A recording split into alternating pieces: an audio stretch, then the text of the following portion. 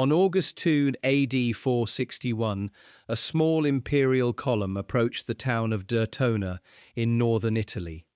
At its centre rode Majorian, emperor of the Western Roman Empire, returning from 3 years of war beyond the Alps.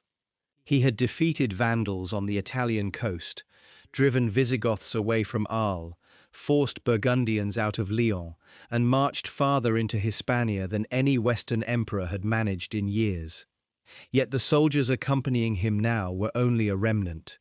The great army he had assembled was gone.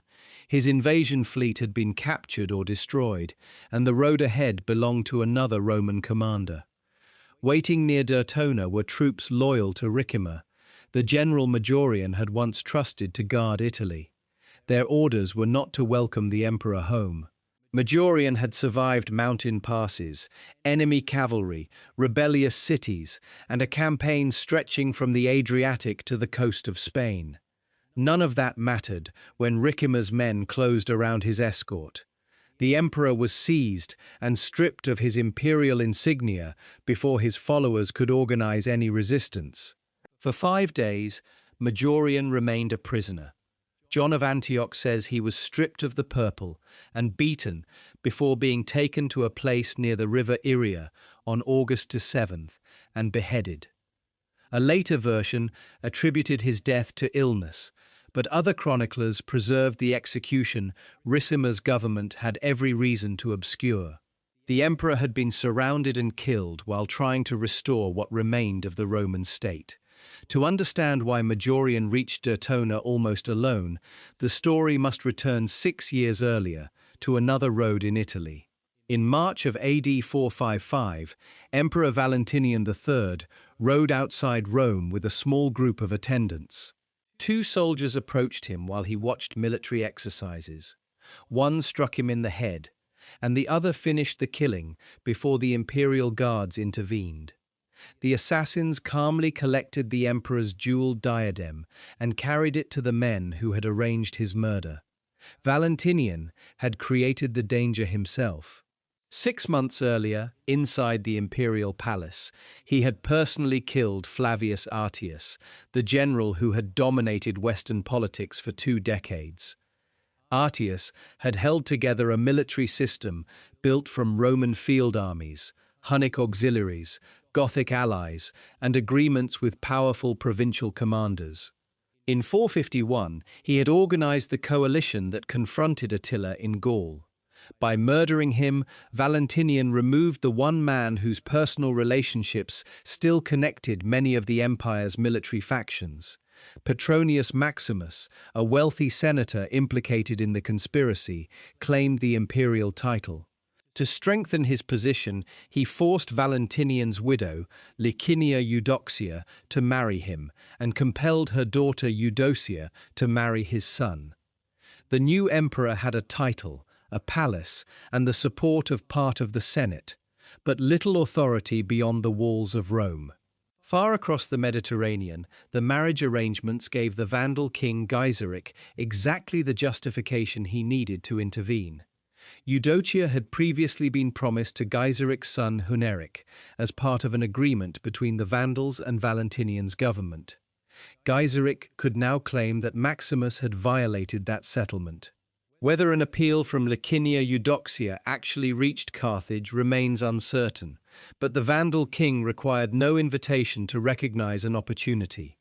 His crews prepared their ships, soldiers embarked, and a fleet sailed north toward the mouth of the Tiber.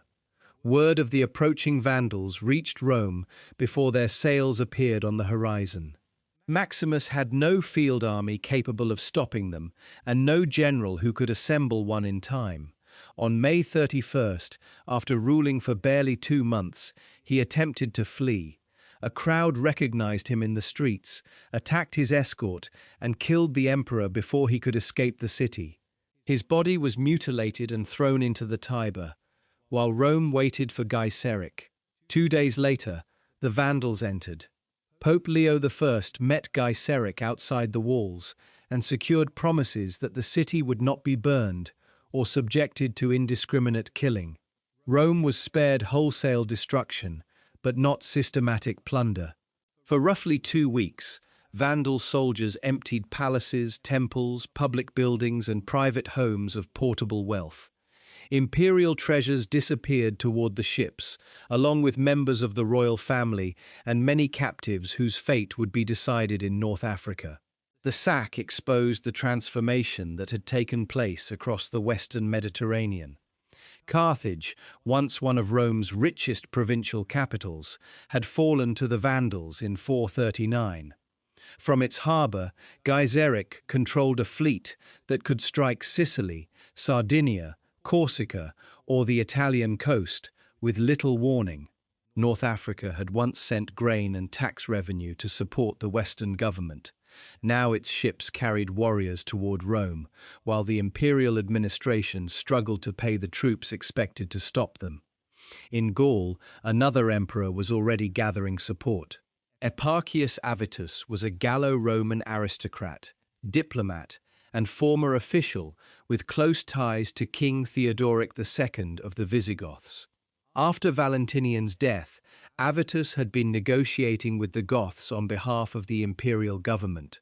When news arrived that Maximus was dead, Visigothic support gave him the military strength to make a bid for the throne.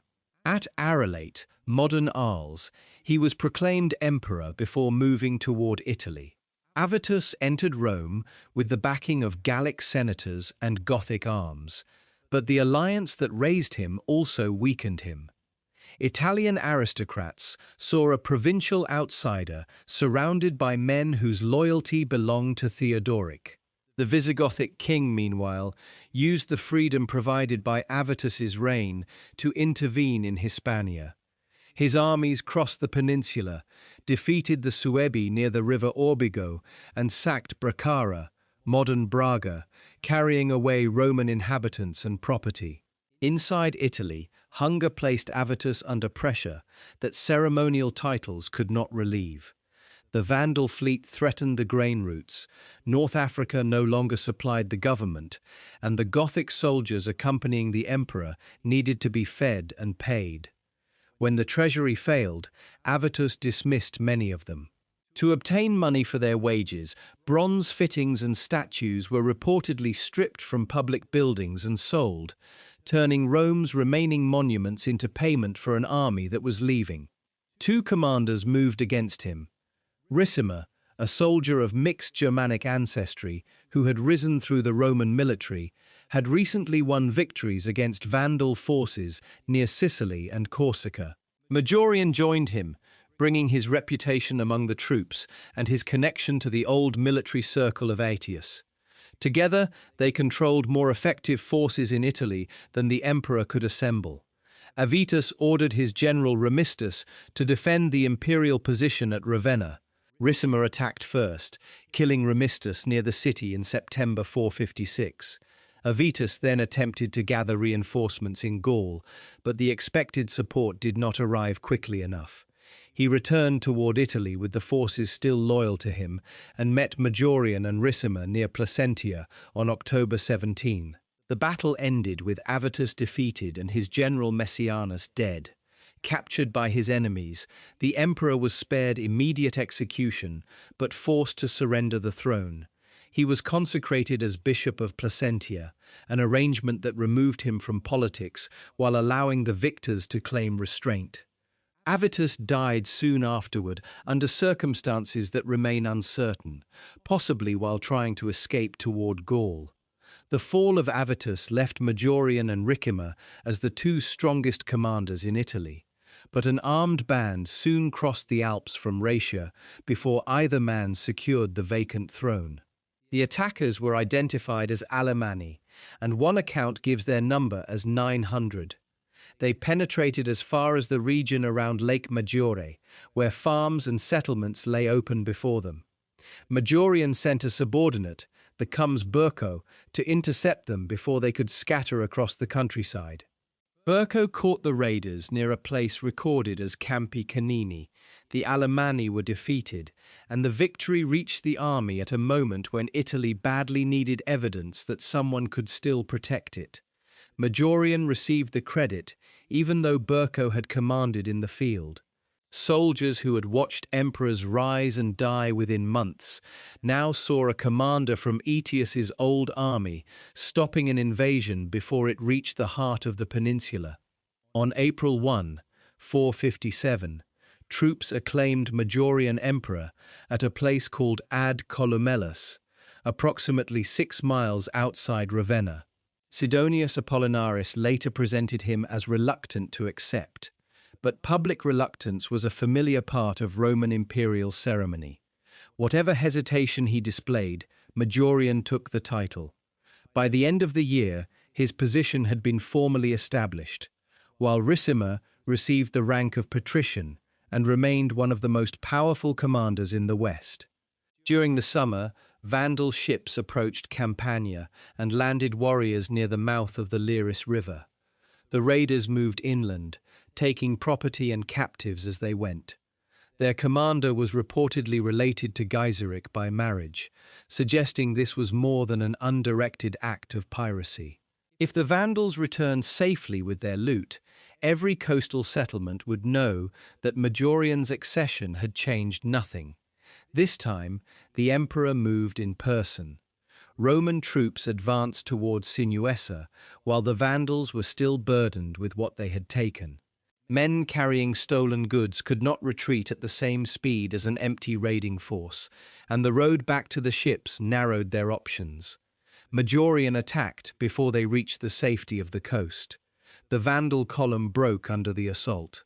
Many raiders were killed, including their commander, while survivors abandoned part of their plunder and struggled toward the vessels waiting offshore.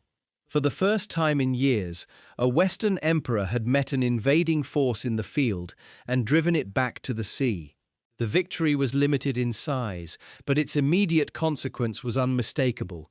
Majorian could command soldiers, and he was willing to share their danger. Majorian chose to build an army capable of carrying the war away from Italy. Recruiters and officers gathered men from the remaining imperial territories and from peoples beyond them. Sidonius later produced a long poetic list: Gepids, Huns, Rugians, Ostrogoths, Suebi, Alans, Burgundians, and others, reflecting the mixed force now assembling under Roman command. These men did not wear the uniform of Caesar's legions, nor did they fight as a single ancient nation. They followed their officers, their pay, their agreements, and the reputation of the emperor who intended to lead them. The first obstacle stood beyond the Alps. Gaul had not accepted the fall of Avitus quietly. Many aristocrats there regarded Majorian as the man who had destroyed their emperor, while Burgundians occupied positions along the Rhone and Visigoths dominated the southwest. At Lyon, an inscription recognized Leo in Constantinople but omitted Majorian's name, a public sign that the Western emperor's authority stopped far short of the territory he claimed to rule. Ricimer could remain in Italy and protect the political center. Majorian would take the new army into Gaul, confront Theodoric II, and force the province to choose between resistance and reconciliation. It was a risky division of power. The emperor would carry the strongest field force beyond the mountains, but the general left behind would control access to Rome, Ravenna, the Senate, and whatever troops remained in Italy. Late in 458, the columns moved west toward the Alpine passes.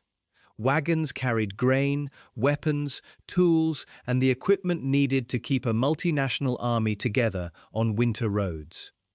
Horses slipped on frozen ground as the route climbed, and units stretched along narrow tracks where a blocked wagon could halt thousands of men. Majorian rode with them, leaving the security of Italy for a province that did not recognize him, and an enemy king who had helped place his predecessor on the throne.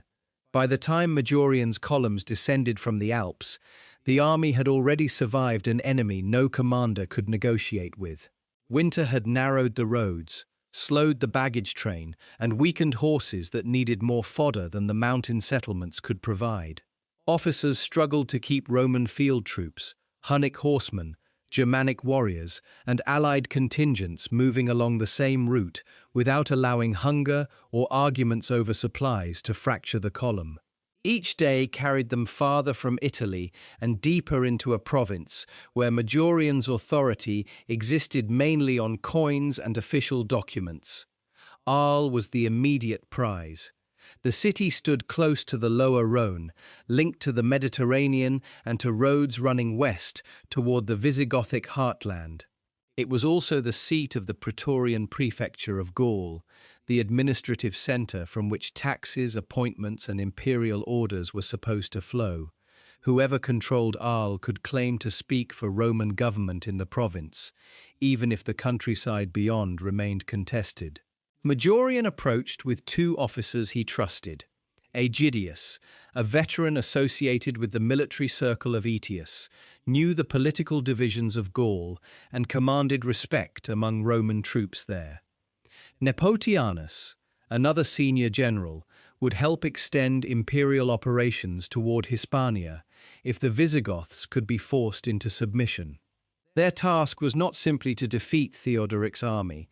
Majorian needed a settlement that could turn today's enemy into tomorrow's source of troops. The surviving sources do not describe the battlefield outside Arles in detail. No reliable account preserves the number of men, the formations they used, or the exact sequence of attacks. What reached the chroniclers was the result. Majorian's forces met the Visigoths in battle, defeated them, and forced Theodoric to negotiate. A king who had expected to dominate Roman politics now faced an emperor who had crossed the Alps to confront him in person. Theodoric accepted peace and renewed his formal alliance with the empire. The settlement did not erase his kingdom or prove that every Gothic possession in Gaul and Hispania was returned, but it brought the Visigoths back within the framework of Roman service. Gothic forces that had been expanding their king's power in Hispania were soon cooperating with Roman commanders there. Majorian had not destroyed one of Rome's most dangerous rivals. He had temporarily made that rival useful. The next danger waited upriver.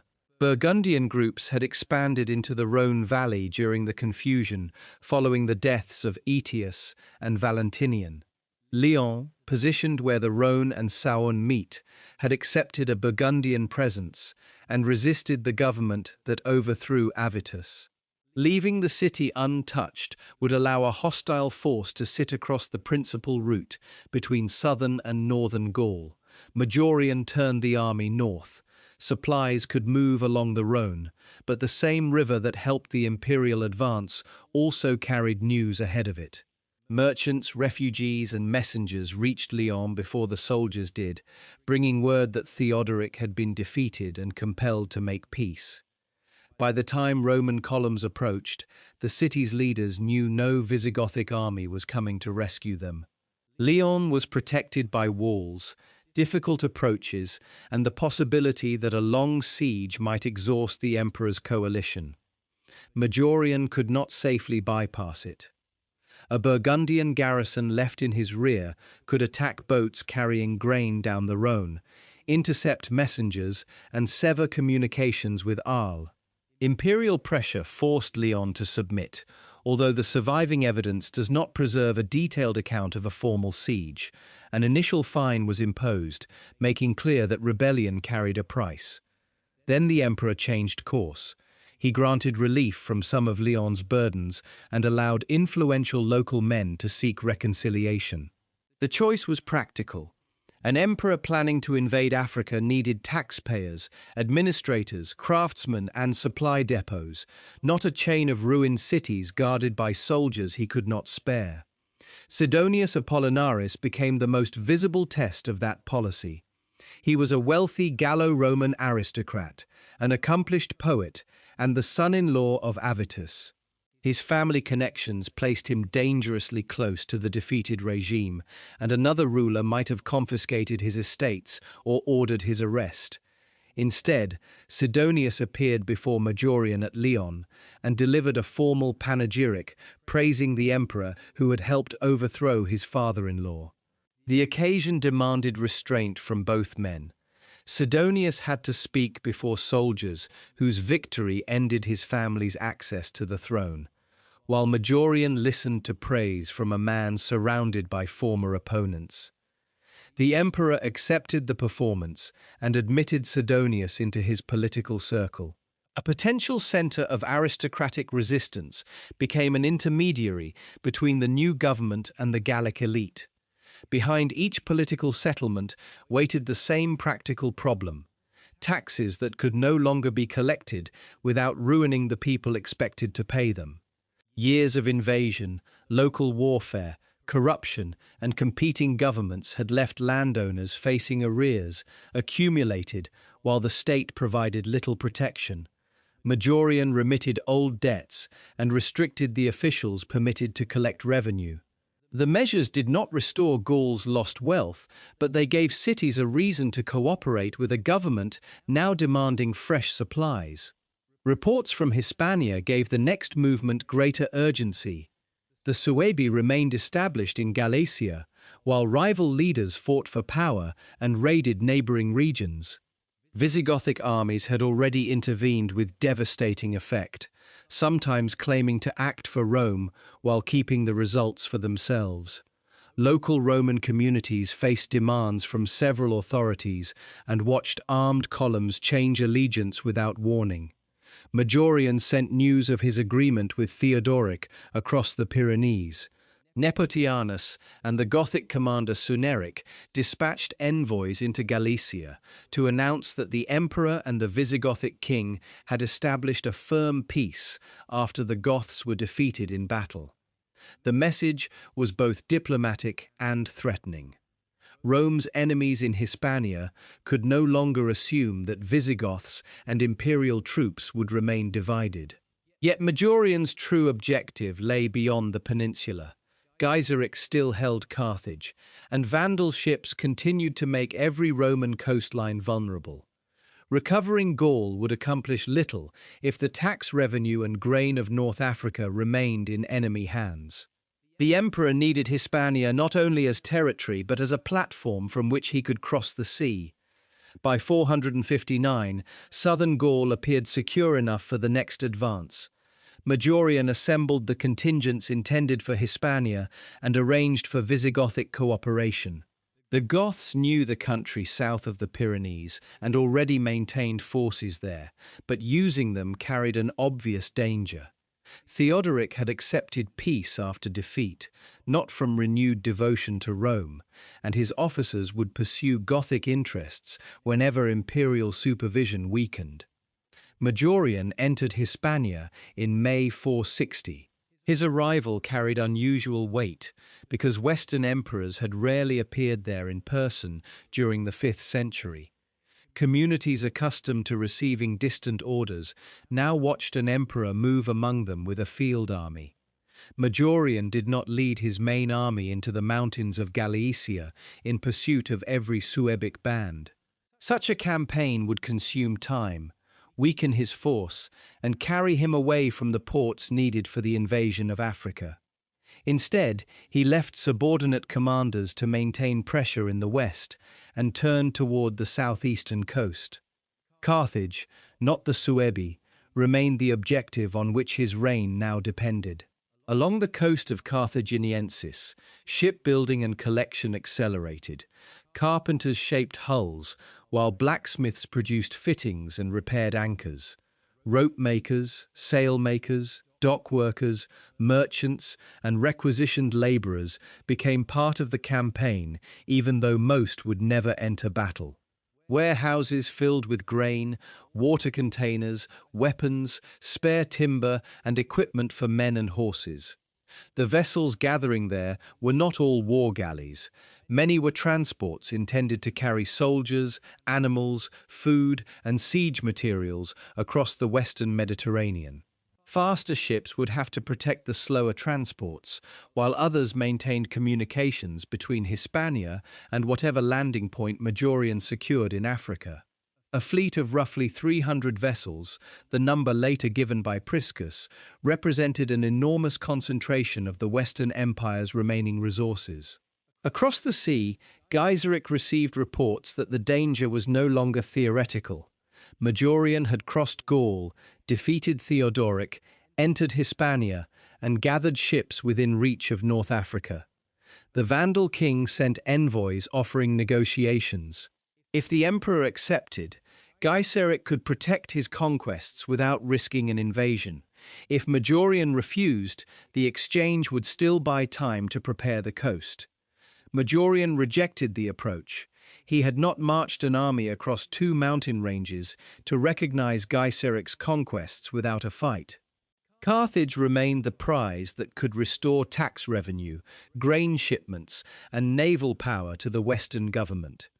With North Africa recovered, the victories in Gaul and Hispania might become lasting changes rather than temporary demonstrations of force. Before Majorian could give the order to sail, warning passed from Roman hands to the Vandals. Hydasius, a bishop writing in Hispania close to the events, blamed unnamed traitors for alerting Gaiseric to the fleet being prepared on the Spanish coast. Whoever they were, they gave the Vandal king something more useful than a battlefield victory: the opportunity to strike before Majorian could bring his army across the sea. The Roman fleet was concentrated along the coast of Carthaginiensis, probably near Portus Ilicitanus, the harbour serving Ilici near modern Santa Pola. Other chronicles placed the disaster near Cartagena, farther south. The exact anchorage remains uncertain, but hundreds of ships were being prepared along a coast where divided loyalties made secrecy almost impossible. No surviving account describes a conventional battle at sea. We do not know whether the Vandals struck one anchorage or several, only that forewarning from traitors allowed them to seize Roman ships before the crossing began. There is also no evidence that they used the fire ships later employed at Cape Bon.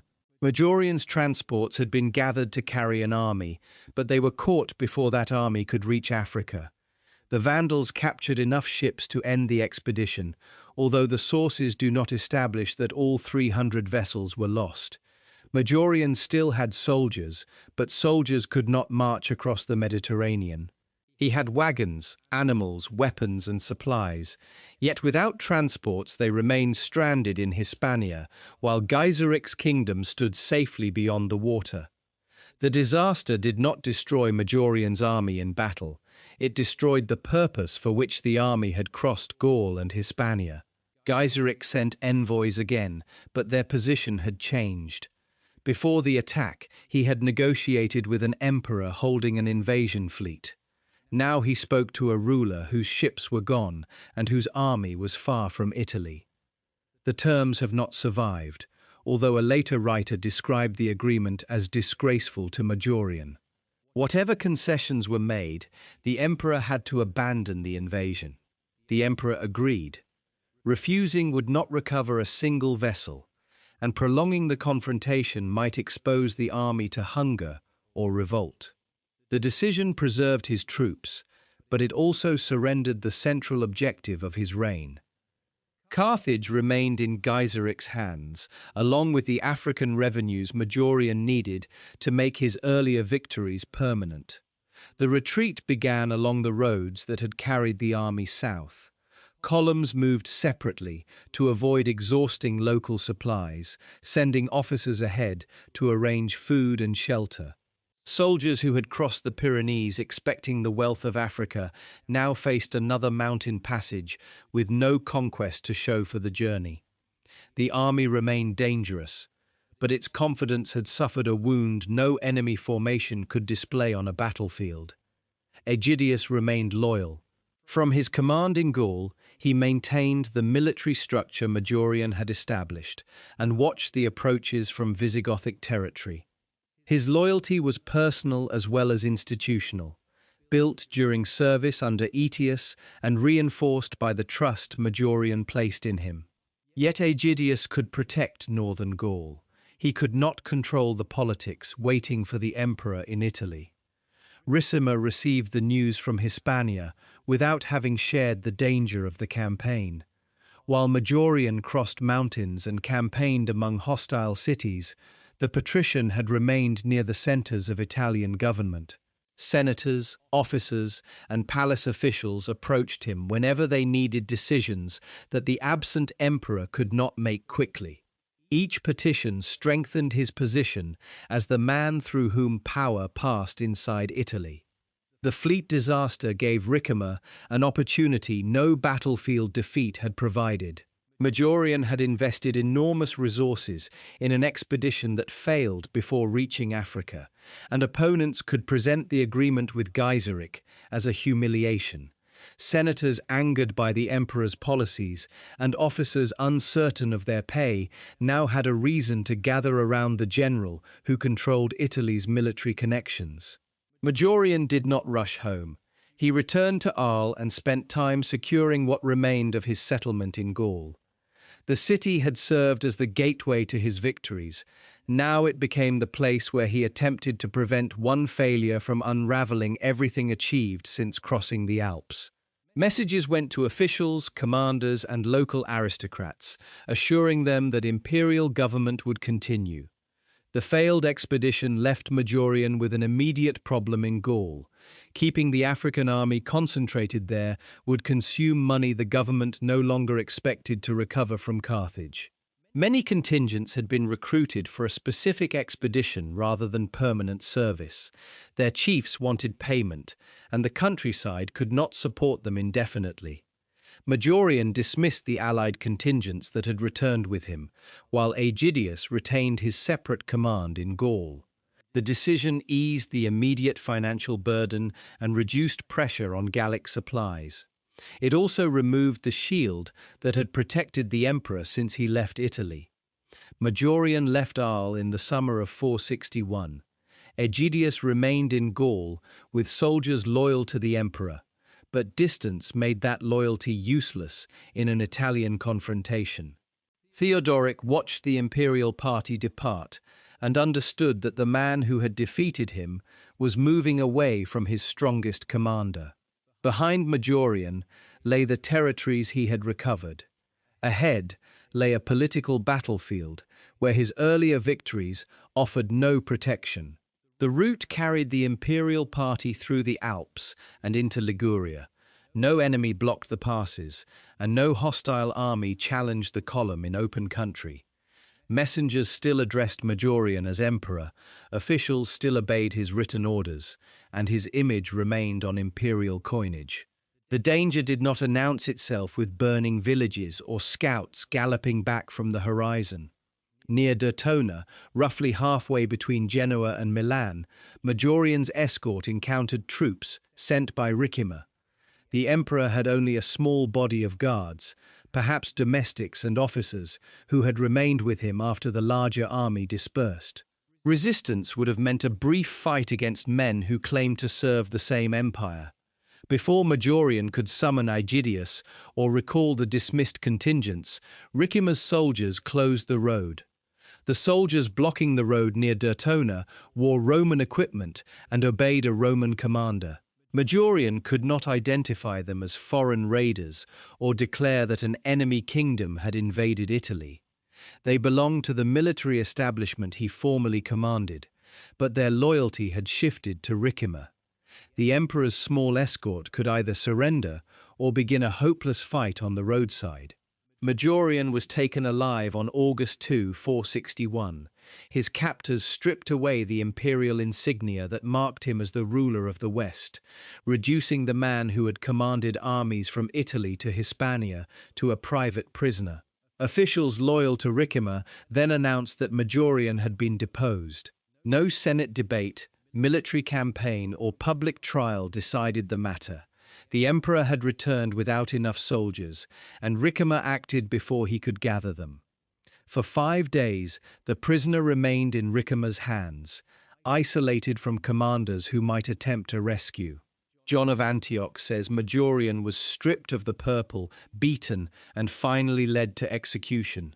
Aegidius was beyond the Alps, Nepotianus was tied to the unstable settlement in Hispania, and the contingents that had followed the emperor had already dispersed. On August 7th, Majorian was taken near the river Iria and beheaded. He was around 40 years old and had ruled for a little more than 4 years. A different version later attributed his death to dysentery, concealing the responsibility of the man who had once helped raise him to the throne. The execution solved Ricimer's immediate problem and created several new ones. Majorian's authority had held together commanders, provincial officials, Gallic aristocrats, and federate kings, whose interests were not naturally aligned. Their agreements had been made with the emperor, not necessarily with the general who killed him. Once news crossed the Alps, every participant had to decide whether obedience to Rome still meant obedience to Italy. Aegidius controlled Roman forces in northern Gaul and had received his command directly from Majorian. When Ricimer installed a successor, Aegidius refused to recognize the new emperor. The armies and cities under his influence remained Roman in identity, but they no longer accepted the ruler selected in Italy. Theodoric II also understood that the settlement imposed after Arles had lost its enforcer. Majorian's victory had compelled the Visigothic king to cooperate with imperial officers, but Ricimer had neither defeated Theodoric nor negotiated the peace personally. The king could now offer support to Italy in exchange for territory and freedom of action. What Majorian had won through battle became a bargaining resource for the man who killed him. Gaiseric faced no such confusion. The emperor who planned to invade Africa was dead. His fleet was gone, and his coalition had fractured. From Carthage, the Vandal king could resume operations without fear that Majorian would rebuild the expedition. He possessed both the ships and the political leverage created by members of the former imperial family held in his kingdom. Ricimer waited more than 3 months before installing a successor. On November 19, 461, the Senate proclaimed Libius Severus emperor. Severus was a Roman senator rather than a field commander, and he depended on Ricimer from the beginning. Coins carried the emperor's image, laws appeared in his name, and court ceremonies continued, but military power remained with the patrician who had selected him. The arrangement revealed the difference between Majorian and his successor. Majorian had used Ricimer's support to reach the throne, then built an independent base by leading armies and appointing loyal officers. Severus possessed no comparable reputation and could not leave Italy to create one. He was safer for Ricimer, precisely because he was less capable of ruling without him. Leo I in Constantinople refused to recognize Severus. So did Aegidius in Gaul and Marcellinus in Dalmatia. The Western government now claimed authority over provinces whose leading commanders rejected its emperor. Instead of restoring unity after Majorian's removal, Ricimer found himself ruling a narrower Italy through a man regarded as illegitimate by much of the Roman world. The struggle soon appeared on the roads of Gaul.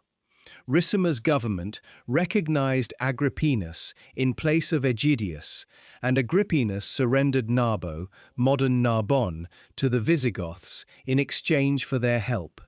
Theodoric's brother Frederick then led a Gothic force north toward the Loire.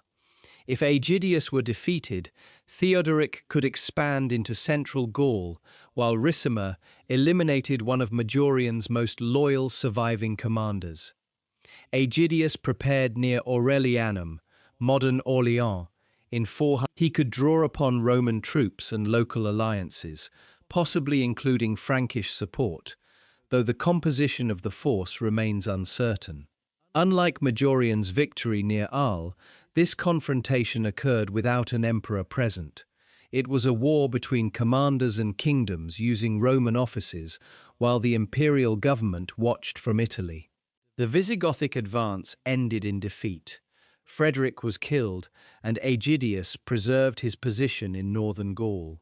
The victory prevented Theodoric from sweeping toward the Loire and demonstrated that the military network Majorian created could still resist after his death. It also deepened the division of the West. A Roman general had defeated an army operating with the approval of the government in Italy. Ricimer could not celebrate the result. The commander he wanted removed had grown stronger, while his Gothic partners had lost a royal prince. The Western Empire now contained rival Roman authorities, each claiming legitimacy and each relying on alliances with non-Roman groups. Imperial unity had become less important than the personal survival of the men controlling armies. Gaiseric exploited that weakness with continued raids against Sicily and Italy. Coastal settlements received warnings of approaching ships, but the government lacked the fleet required to pursue them. Troops could rush toward one landing point, while Vandal crews struck another. The same problem Majorian identified after Sinuessa had returned, now without an emperor preparing to carry the war back to Africa. The pressure reached Rome itself through hunger and politics. Sicily remained essential to Italian grain supplies, and any disruption at sea raised prices and anxiety in the capital. Senators who had supported Ricimer's removal of Majorian now lived under a government less capable of protecting their estates and trade. The strong emperor they feared had been replaced by a weak emperor who could not solve the dangers surrounding them. In late 464 or 465, Aegidius died unexpectedly. Some accounts blamed poison, but the cause remains uncertain. His death removed Ricimer's most powerful Roman opponent in Gaul, without restoring the region to Italy. Authority passed through men connected to Aegidius, eventually including his son Syagrius, rather than returning to the imperial court. Libius Severus died in 465 after less than 4 years on the throne. Later sources accused Ricimer of poisoning him, but firm evidence is lacking. Whatever happened, the general again stood beside an empty throne, controlling Italy without possessing the title that could unite its remaining provinces. Theodoric II followed in 466, killed by his brother Euric, who seized the Visigothic throne and discarded much of the restraint imposed under earlier treaties. Majorian had used peace to turn Gothic expansion toward imperial objectives. Euric instead built an openly independent power across Gaul and Hispania. Local communities increasingly negotiated with the Visigoths because the empire's name no longer guaranteed that an imperial army would come. For nearly 2 years, no Western emperor replaced Severus. Ricimer continued governing from Italy, while Leo I searched for a candidate acceptable to Constantinople and strong enough to confront the Vandals. The vacancy exposed the hollowness of the imperial structure. Officials still collected what taxes they could, commanders guarded cities, and laws remained in force, but there was no Western Augustus whose authority all factions recognized. Gaiseric increased the pressure. His raids threatened the Peloponnese and other eastern territories, as well as the west, giving Leo a direct reason to act. The Vandal king continued demanding recognition for Olybrius, while Constantinople refused to allow Carthage to choose the ruler of Italy. What Majorian had attempted with the limited resources of the West was now becoming a problem for the entire Roman world. Leo selected Anthemius, an experienced aristocrat and general with strong connections to the Eastern court. In 467, Anthemius travelled to Italy with troops and was proclaimed Western Emperor near Rome. Ricimer accepted the appointment and married Anthemius's daughter Alypia, creating a family alliance meant to prevent the conflict that had destroyed Majorian. The new emperor inherited the same essential problem. As long as Gaiseric controlled North Africa, Italy remained exposed, the Western treasury remained poor, and the Vandal fleet could influence imperial succession. Anthemius and Leo therefore prepared an invasion on a scale Majorian could never have afforded. Ships, troops, weapons, animals, and supplies were gathered from across the eastern Mediterranean. The operation of 468 had 3 principal forces. Basiliscus, brother of Empress Verina, commanded the main fleet sailing directly toward Carthage. Heraclius of Edessa led troops through Egypt toward Tripolitania, approaching the Vandal kingdom from the east. Marcellinus, the independent Roman commander in Dalmatia, who had remained loyal to Majorian, attacked Sardinia and seized it from Vandal control. For a moment, Gaiseric faced the encirclement Majorian had intended to create. Sardinia was lost. Roman forces advanced from the east, and an enormous fleet approached the coast near Carthage. The surviving sources give exaggerated or conflicting totals, but the expedition was unquestionably one of the largest naval operations of late antiquity. Its cost consumed a vast amount of eastern and western revenue. Basiliscus anchored near the promontory of Mercury at Cape Bon, within reach of Carthage. Gaiseric asked for 5 days to consider terms. The request placed the Roman commander under the same kind of pressure Majorian had faced when Vandal envoys approached him in Hispania. Basiliscus agreed to wait, giving Gaiseric the time he needed. The Vandal king prepared unmanned vessels filled with combustible material. When the wind turned favorable, his men set them alight and sent them toward the densely packed Roman fleet. Sailors shouted warnings and attempted to push the burning hulls away with poles, but ships at anchor had little room to maneuver. Fire spread from vessel to vessel, while Vandal warships followed behind, ramming, boarding, and capturing crews thrown into confusion. The main fleet collapsed. Some Roman ships escaped, but the opportunity to take Carthage vanished in smoke and disorder. Heraclius withdrew from the east, and Marcellinus was murdered in Sicily by one of his own officers. The expedition ended with enormous financial losses and no recovery of Africa. 8 years earlier, the Vandals had captured enough of Majorian's ships to prevent his crossing. In 468, a much larger Roman fleet reached Africa and suffered an even greater catastrophe. The second failure demonstrated that money and numbers alone could not solve the problem Gaiseric presented. The Vandal king used delay, intelligence, weather, and fire to defeat forces far larger than his own. For Anthemius, the consequences were immediate. The treasury had been drained, the prestige of the joint empire shattered, and the central purpose of his reign had failed. The defeat also removed the strongest objective Anthemius and Ricimer shared. As later disputes widened between them, the marriage connecting their families could not prevent another struggle between a ruling emperor and the general controlling much of Italy's army. The two men eventually divided their positions. Anthemius remained in Rome, supported by forces and officials loyal to him. Ricimer withdrew north, gathering troops and alliances of his own.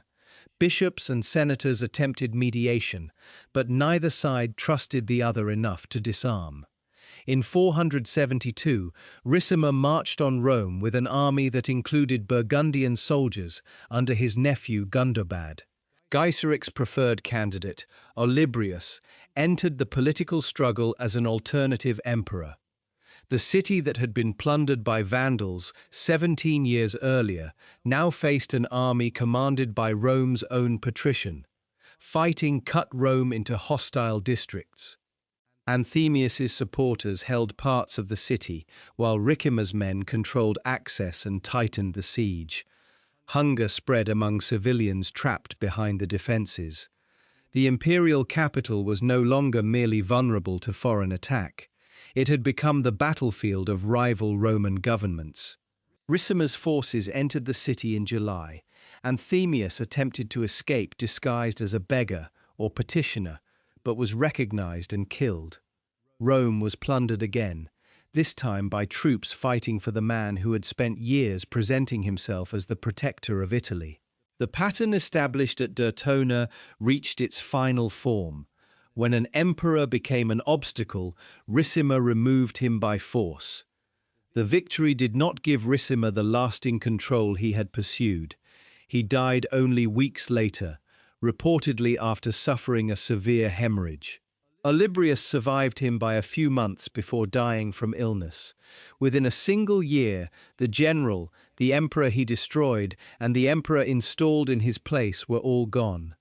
Majorian had once tried to rebuild a chain of authority stretching from Italy through Gaul and Hispania toward Africa. After his death, each link broke under a different pressure. Aegidius rejected Italy, Visigoths expanded under Euric, commanders became regional rulers, and two more emperors died in struggles involving Ricimer. The Western Empire continued to exist, but fewer men were willing, or able, to fight for it as a single state. By 472, the question was no longer whether another Majorian could recover Carthage. It was whether any emperor in the West could survive long enough to command beyond the walls of his own capital. After Ricimer's death, the soldiers who had followed him into Rome did not restore authority to a stable government. Command passed briefly to his nephew Gundobad, the Burgundian prince whose troops had helped defeat Anthemius. When Olybrius died in November 472, Gundobad chose another emperor, Glycerius, and had him proclaimed at Ravenna. Once again, the throne belonged to the candidate supported by the general who controlled the nearest army. Constantinople refused to recognize Glycerius. Emperor Leo I had already selected Julius Nepos, a commander connected to the imperial government in Dalmatia.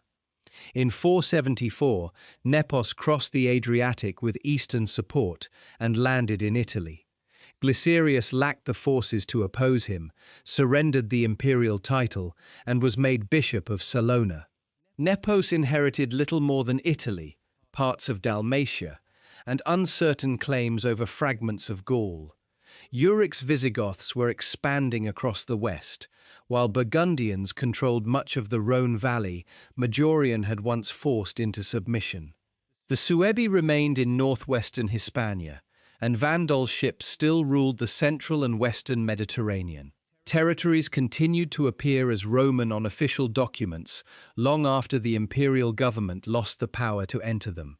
In Gaul, a final line of Roman authority survived around Syagrius, the son of Aegidius. His power centered on the region between the Loire and the Somme, separated from Italy by lands controlled by Visigoths and Burgundians. The soldiers and officials there still operated within Roman traditions, but orders from Ravenna could no longer reach them with meaningful force.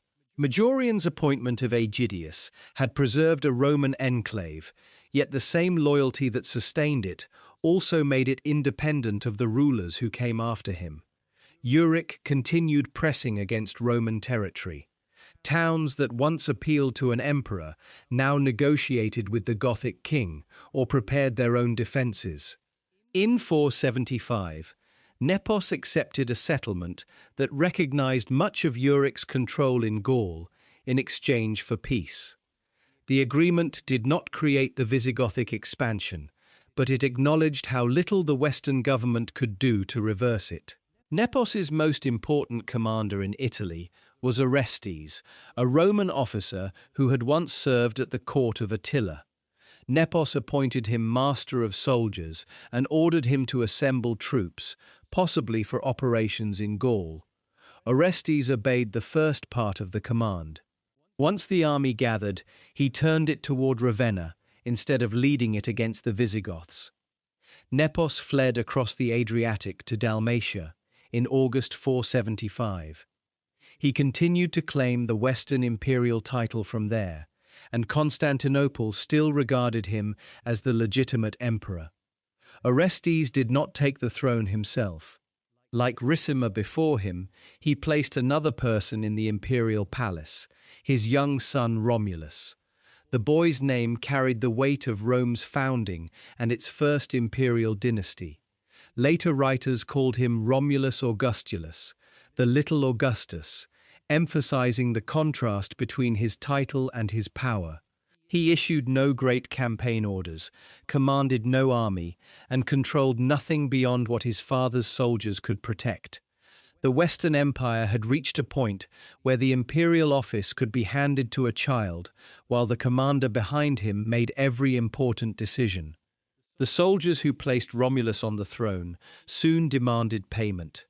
Many were men of non-Roman origin, serving inside the Roman military system, and they wanted land in Italy comparable to settlements granted elsewhere. According to later accounts, they asked for 1/3 of the land. Orestes refused, perhaps fearing that such a concession would destroy support among Italian landowners. The refusal gave the troops a new leader. They rallied around Odoacer, an officer whose background remains debated, but who commanded enough respect to unite the discontented forces. Orestes withdrew as Odoacer advanced across northern Italy.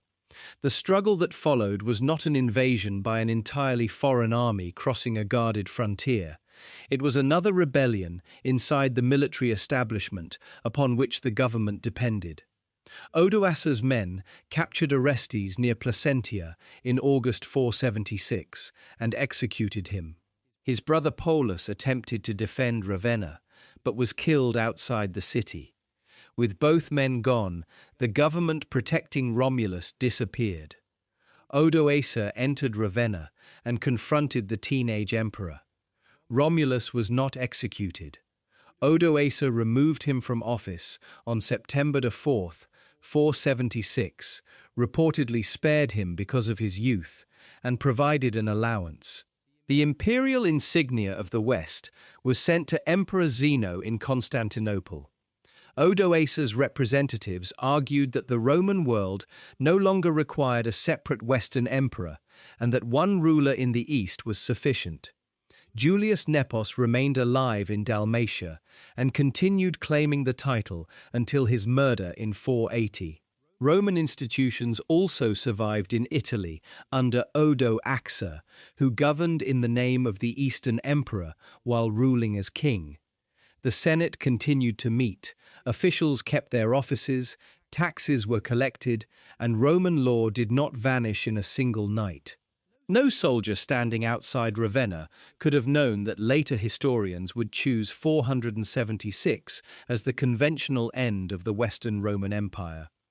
For those who had lived through Majorian's reign, however, the deeper collapse had begun earlier.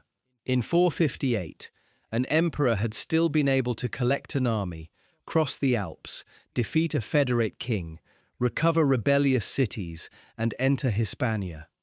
By 476, the commander of Italy could not even refuse his own troops without being overthrown. The distance between those two moments measured how rapidly imperial power had contracted. Majorian had not inherited the empire of Augustus or Trajan. Britain had already been abandoned. Africa was controlled by the Vandals.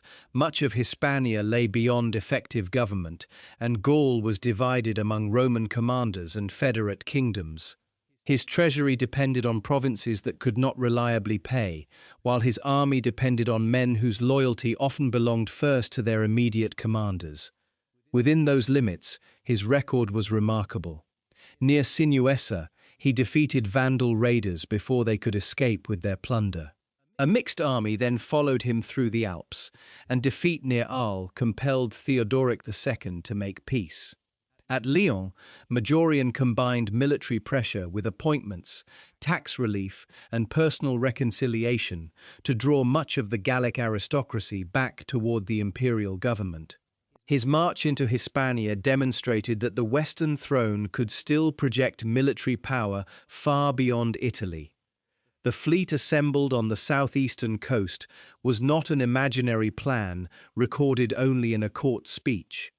Carpenters built ships, sailors gathered, soldiers waited to embark, and Gaiseric reacted with diplomacy, scorched earth, intelligence, and a preventive strike.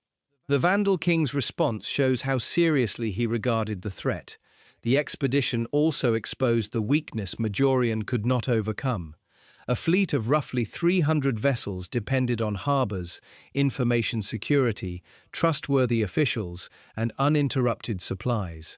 Gaiseric did not challenge the emperor's strongest force in a land battle. He attacked the single mechanism that allowed that force to reach Africa. Once the ships were lost, Majorian had no second fleet and no treasury capable of quickly producing one. He saved the army by making peace and withdrawing, but the soldiers returned without Carthage, African tax revenue, or the rewards expected from victory. His decision to disperse them in Gaul made financial sense and reduced the risk of bringing an enormous coalition into Italy. It also left him exposed to the man whose power had grown during his absence. Ricimer's motives cannot be reduced to a single emotion. Majorian's failure in Hispania damaged his prestige, and some Italian senators likely opposed his taxes, appointments, or reforms. Maintaining the African army may have placed unbearable pressure on the remaining treasury. Ricimer could present his intervention as protection against an emperor whose ambitions had exceeded the resources of the state. Yet the events after Majorian's death reveal the cost of that calculation. Libius Severus could not command the loyalty of Aegidius, Marcellinus, or Constantinople. Visigoths regained freedom of action, the government's authority in Hispania weakened, and Vandal raids continued. Ricimer preserved his personal position, but the Western administration became smaller and more divided. Majorian's death did not single-handedly cause the fall of the Western Empire. The forces breaking it apart had been operating for generations: repeated civil wars, a shrinking tax base, the loss of Africa, dependence on federate armies, rivalry between generals, and the growing independence of provincial rulers. Even if he had survived Dertona, recovering Carthage would have remained a dangerous and uncertain undertaking. It is equally misleading to dismiss him as a romantic failure who never had a chance. The victories in Gaul were real. The treaty with Theodoric changed Gothic behavior. The recovery of Lyon restored a crucial corridor, and the loyalty of Aegidius survived the emperor's death. Gaiseric did not ignore Majorian or laugh at his expedition. He offered terms, prepared the African coast, and struck the fleet before it could sail. A successful crossing would not have guaranteed the recovery of Carthage. Roman troops landing in Mauritania might have encountered devastated farmland, damaged water supplies, hostile Vandal cavalry, and communities uncertain which ruler would protect them. Gaiseric had survived previous Roman attacks and knew the African terrain. Majorian would still have needed to move men, horses, and provisions overland while defending his fleet and maintaining control of Gaul and Hispania behind him. But the possibility was serious enough to reshape the actions of every major figure in the story. Theodoric accepted peace after defeat. Gallic aristocrats reconciled with the emperor, and Roman and Gothic troops cooperated in Hispania. Gaiseric benefited from betrayal and stopped the invasion before facing Majorian's army in Africa. Ricimer acted only after the fleet was lost and the allied contingents had been dismissed. That sequence contains the central military lesson of his reign. Majorian solved each visible problem and created another. Defeating Theodoric opened the road to Hispania, but required trusting the Visigoths as allies. Concentrating the fleet made an invasion possible, but gave Gaiseric a single target. Dispersing the army preserved money and supplies, but removed the protection around the emperor. Each rational decision narrowed one danger while exposing another. The greatest threat ultimately came from the structure of power inside the empire.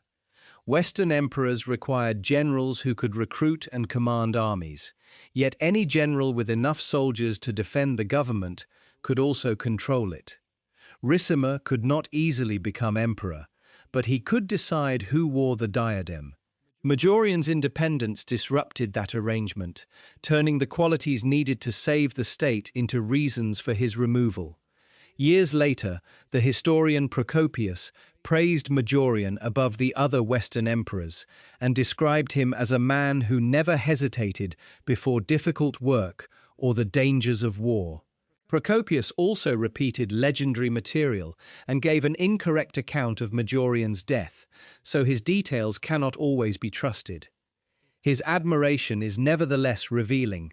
Long after the Western throne disappeared, Majorian was remembered as an emperor who had acted when many others could only react. The clearest picture comes not from a heroic legend, but from the roads he traveled. He began in an Italy exposed to Vandal landings, crossed the Alps with a coalition that might have broken apart in the snow, entered a Gaul that rejected his authority, and forced its most powerful king to negotiate. He then continued through the Pyrenees toward a coast from which no Western emperor had launched a successful recovery of Africa. At the harbour in Hispania, Majorian came within sight of the limitation no personal courage could overcome. He could march with his soldiers, negotiate with hostile aristocrats, and stand against enemy kings. He could not personally guard every ship, expose every traitor, or rebuild in a few years the naval system Rome had allowed to disappear. The empire needed institutions strong enough to survive a mistake, but by 460, almost every failure had become fatal. When Majorian crossed the Alps for the last time, no Gothic army barred the road. The cities of Gaul had not rebelled behind him, and Aegidius remained loyal. His enemies waited where Roman emperors had increasingly found them, not beyond the frontier, but inside the government, commanding troops under Roman titles. Near Dertona, the emperor lost his weapons, his robes, and finally his life. Ricimer survived him by 11 years, removed another emperor, and watched the territory governed from Italy continue to contract. The throne endured for 15 years after Majorian's execution, but no Western ruler again combined his freedom of action, military experience, and willingness to lead a campaign across several provinces. Rome did not fall because one good emperor died, nor would Majorian necessarily have restored the borders of an earlier age if his ships had reached Africa. What disappeared with him was something more limited and therefore more believable. A final chance to rebuild enough authority for the Western government to choose its own future. The empire around Majorian had not yet died. Its laws were still issued, its armies still marched, and its enemies could still be defeated.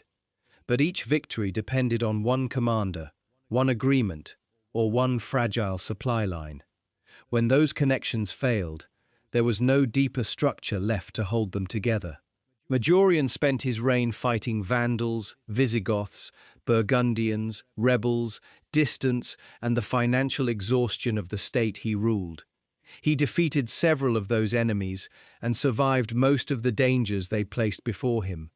The one opponent he could not overcome was an empire that had learned to destroy its strongest leaders before they became strong enough to save it.